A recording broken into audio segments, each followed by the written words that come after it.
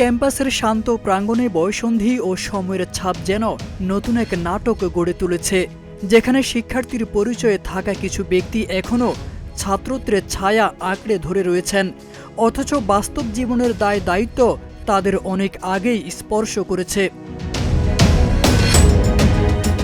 রাজশাহী বিশ্ববিদ্যালয় কেন্দ্রীয় ছাত্র সংসদ রাকসুর জিএস সালাউদ্দিন আম্মার একটি ফেসবুক পোস্টে এইসব বিষয় নিয়ে সরাসরি মন্তব্য করেছেন।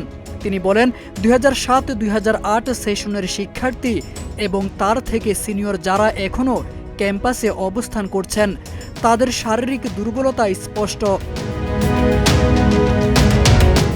তিনি বলেন, যারা সেই সময় ক্যাম্পাসে ছিলেন তাদের মধ্যে অনেকেরই 2টি করে সন্তান, কেউ বা প্রথম বিয়ের আলাপ চলতে শুরু করেছে, অথচ এরা এখনও নিজেকে ছাত্র পরিচয়ে ধরে রাখছেন।